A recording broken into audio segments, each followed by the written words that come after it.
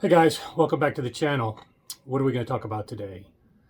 Let's talk about amplifiers. It's something that's been near and dear to my audiophile experience because I've spent so much time trying different amplifiers and found one particular route that I think would be of interest to you because it's been one that's been successful with a lot of my audiophile friends taking my advice.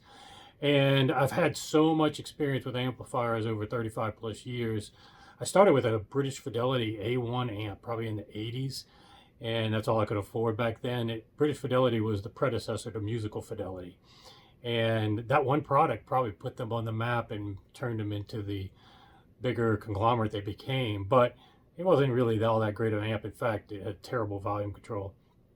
But it got me learning more and more about the power that you need. That was only 20 watts. It got me learning about, that was a Class A. I had to learn the difference between Class A, Class AB, and then as time progressed, I tried tube amps, audio research mainly, VT100s, audio research reference, 110s I've tried. And I've seen them all at the show, heard them all, OTLs, 300B, Flea Watt amplifiers. I've heard everything. I've owned Emotiva amps, Macintosh. And the one I'm going to focus on today is a route that I think might be appealing to many of you because no matter if you're going for cost no object or you're in a budget range, this video and what I'm highlighting today may be a route you may want to take. And what I'm talking about more specifically is my McCormack modified amp, which is, in this case, it's pretty much totally custom made from scratch. Basically, the only thing that remains, this is an old DNA 125 chassis from when it was made, probably in the late 90s or so. All that really remains is the chassis. Everything else has been gutted and redone, and even customizing the looks to my personal taste. So you won't ever see probably a powder-coated white one like this. And this is a monoblock. So I have a second one in the back. So I'm just featuring one today. But why have I found this route compared to all the other things I've tried the best route? Well, let's back up a little bit. This video is not going to be talking about amps in general. There's plenty of videos that can walk you through the technicality of how many watts you need and the different types of amps. But I've just found over the years that you can never have too much power. Now, granted, solid state versus tube watts. Tube watts slightly sound more powerful. They clip softer than solid state amps, and so they can surpass their rated power a lot better than solid state amps. And so what I've kind of digested over the years, I've heard great systems with tube amps. I've heard great systems with solid state. But what normally ends up happening with people preferring tube amps is that you're comparing similar wattages, and that tube amp just can clip a lot softer and go past its rated power a little bit better. So, a tube amp, and then sometimes it adds an element of distortion that people like. I'm not really in the camp of liking anything added like distortion, even if it's preferable. I'll find that maybe it's preferable on certain tracks, but eventually you're going to find tracks and you're going to find it where added distortion is probably not, it's not high fidelity, number one, to add stuff like that, but it's probably not as attractive as you think once you start playing your entire music collection. It can be, and like I said, I've heard great systems with all different types of amps, from Flea Watt tube amps to Mega Dollar Aeon amps that are tube amps. In fact, my friend has Aeon 250 watt tube amps, and he goes this route now. So just to kind of give you, on top of my own experiences, why I'm featuring this option to people, is that it may be something you want to consider as well. But backing up, there's never too much power when it comes to solid state amps and really any amp in general, because like I was saying in that comparison of tubes and solid state, tubes do sound a little bit stronger per watt, but people are normally cheaping out on getting the amount of watts necessary for their speakers. And in that case, you're still going to have problems with either one. at some point. So if you get a solid state amp of the proper power and that can provide the current, most importantly, and a lot of that is dictated by the quality of the transformer and the size of the transformer, that's one of the most important things you should look at in terms of an amplifier. But getting back to my point, the power is for your speakers is very important. Just to go, again, I'm not going to go through a technicality thing, but just to increase 3 dB in volume, you need double the power. So if you're going from listening at 70 dB from your listening position to 80 dB, which is a reasonable way to crank it up, still within acceptable, you're going to need quite a bit more power to do that.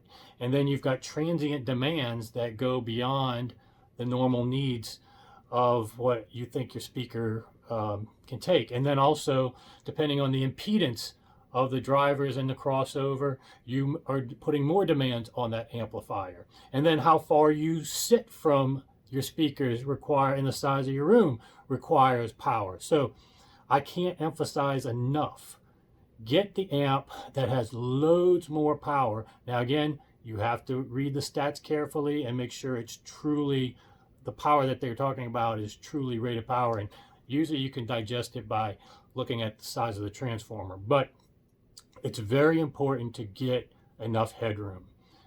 And what I think I see with most tube amps is when you get into the power needed to really control a lot of these speakers, you're talking about basically space heaters in your room.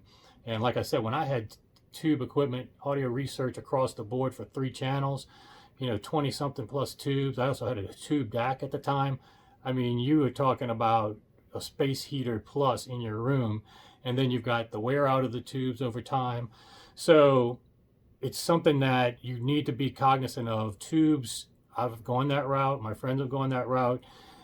There can be attractive quality. Then, like I said, I've heard great ones before, but I've migrated back to super powered, solid state. Monoblocks give you added advantages, the channel separation and 2 separate transformers, the balanced design and such. So there's just a lot of advantages to going this route that I've found in my experience. And again, that's why I'm sharing it today. So what you would do to go this route is basically find a used McCormack amp, basically either from the DNA series prior to Conrad Johnson taking it over or post Conrad Johnson taking over. It doesn't matter. These were the ones post, but I've had the ones pre as well.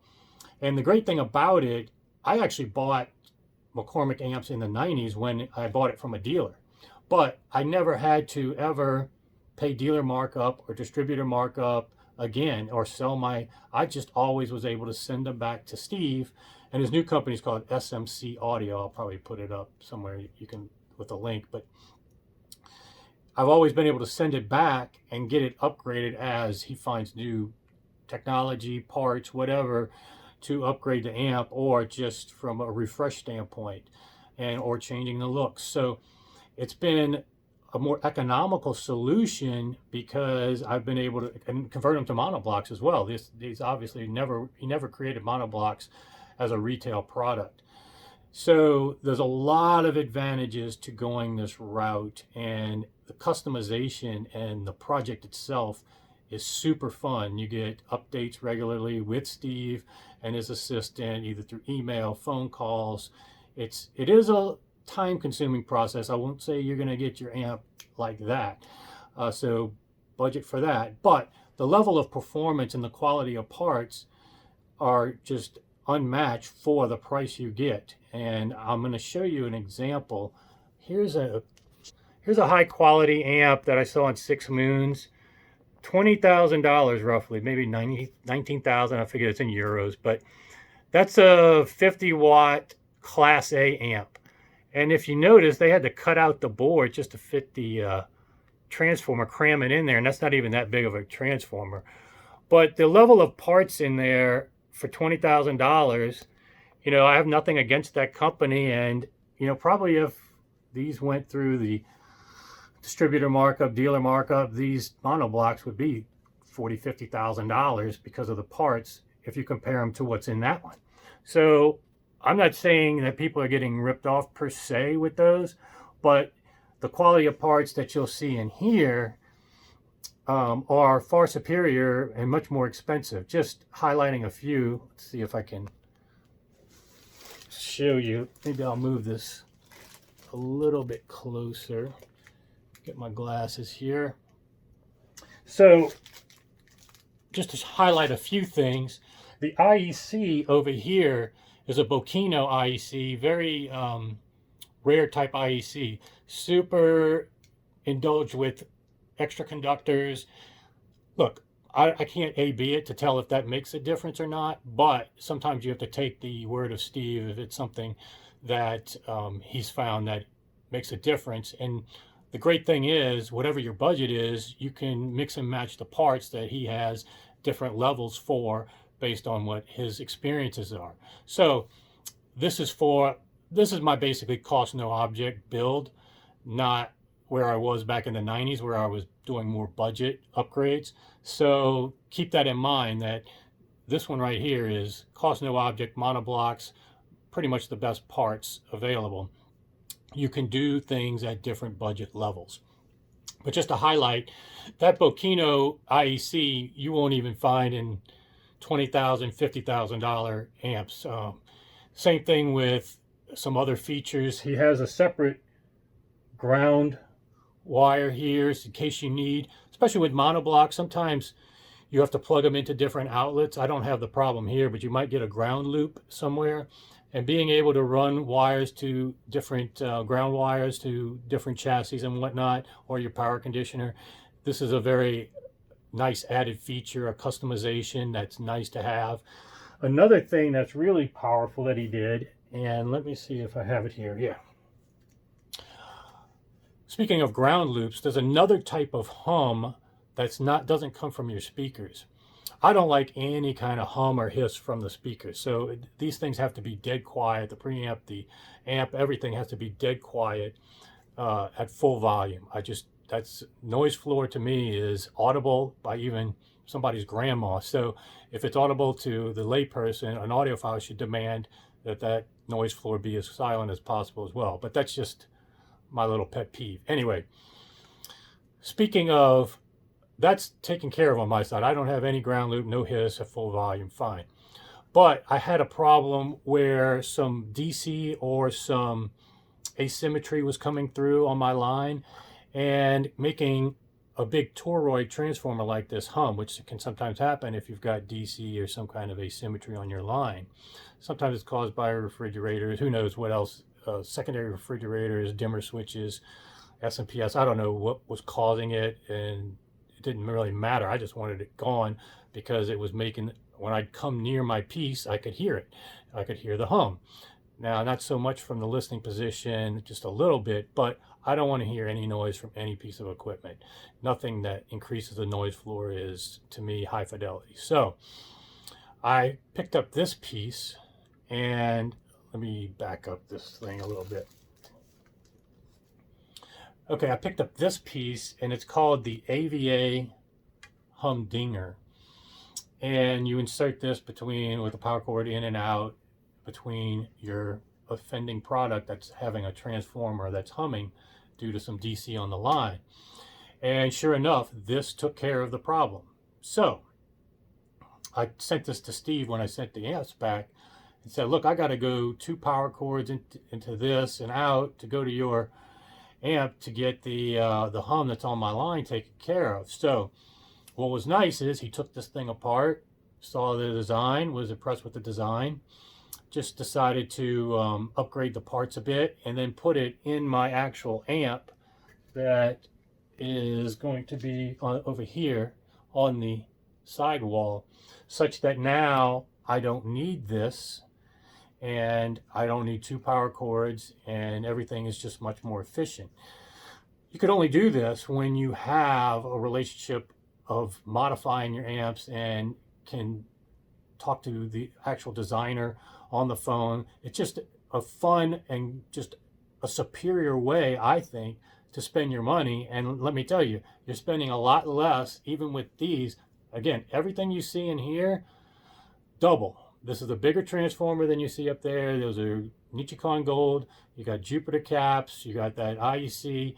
You know, everything in here is, whether you believe parts matter or not, if you're going to be going for that cost no object performance level, at least make sure that the parts are superior. You still may argue, oh, there's no difference in performance. That's fine. Capacitors, if you don't think capacitors or wiring or whatever in here makes a difference, I'll actually do a video on power cords. I actually think the wire internally within your component, once it gets past the transformer and the traces and the distance and all that, the impedance in there, probably makes more sense than anything. And I know Steve puts a lot of focus on that, and his whole distributed node DNA architecture is based on, you know, some of those aspects at a much higher level of technicality than I'm talking about now. But in any case, this gives you a chance to pick out the parts, see the quality, see the level of pricing that goes into it, and you know pretty much what your markup is. You're not paying dealer markup or distributor markup. You're buying it straight from Steve and his company. And when you run the numbers and you run a comparison of parts cost and type and quantity, it just puts to shame what I showed up there, which is probably a perfectly good amp. Class A amp. I mean, okay, it's Class A. You can fry an egg on it. Big deal. You can bias these amps, you know, to your needs. And that's the other thing I failed to mention. One of the parts of the process is he's going to ask you about what your system is like, what speakers you're using, and he will tailor it to those needs. I mean, let's say you have some old quad speakers. He actually has to limit the voltage that comes out of these amps to prevent you from accidentally, or some discharge accidentally destroying the quads, which very few amps or anybody you buy from has that ability to do that. You know, he knows what quads need. He's had so much experience. He's been in the industry forever. He started with Mod Squad. He started the whole vibration control issue with the tiptoes. And that was the latest update he's got here. He's got a gravity base inside by the circuit board. He customized the circuit board white. He knew I liked the black and white in terms of the exterior. So black transformer, white circuit board. Just little touches that, to me, show high end. And at the cost, that's a fraction of what is just a run-of-the-mill product where you're paying dealer markup and distributor markup. I find that this is a superior solution. A lot of my friends have found it a superior solution, so I thought I would highlight it in this video. Hopefully you found that helpful.